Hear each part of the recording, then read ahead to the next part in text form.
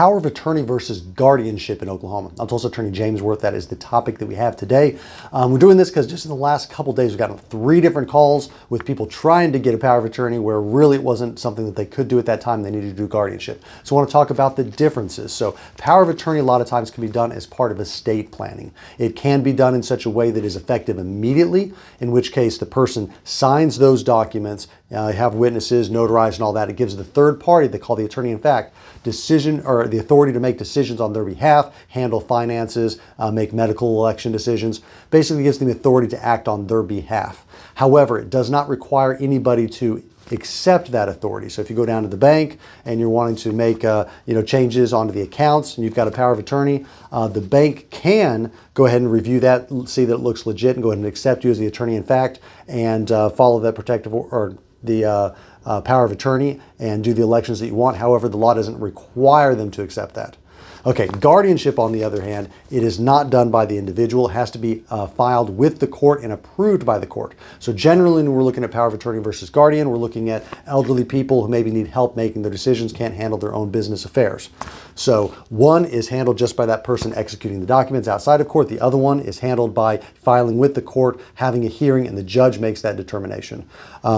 For the first one, it is done by the election of the person seeking to have someone else as their power of attorney to make decisions. For the guardianship, it means that they are in such a condition that they cannot make those decisions for themselves. They don't have the mental capacity or other capacity to determine what they want, so they need a guardian to act on their behalf. So many times people will say, oh, you got to make decisions for your mother, your other family member that can't do it. You need to get a power of attorney. But by that time, it's already too late if they don't have the mental capacity to do so, in which case you're looking at court oversight by filing a guardianship and getting that approved so you can make those necessary decisions for the best interest of your loved one.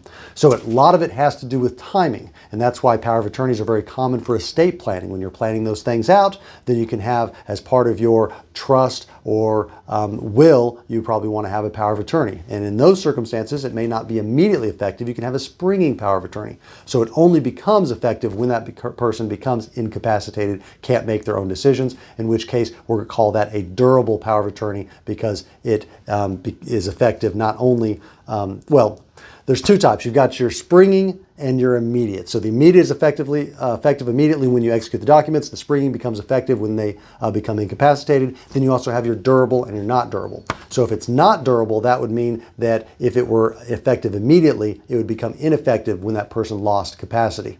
And then for durable ones, meaning it could be springing, in which case it becomes effective when they lose capacity and remains effective when they lose capacity until they pass or until it's revoked in some other way.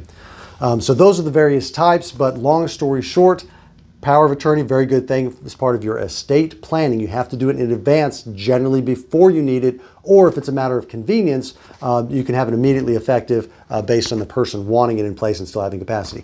Guardianship, that's where the person has perhaps already lost capacity, can't make decisions for themselves, and need that help, and they can't approve it, so it has to be approved with the court to have oversight to make sure the person is not being taken advantage of. So if you're dealing with a scenario where you're needing to help out a friend or family member and trying to see if power of attorney is still workable for you, or if you need a guardianship, you're going to want to talk to an attorney about that privately, confidentially, get legal advice specific to your circumstances. To get that scheduled with somebody at my office, you can go online to makelaweasy.com.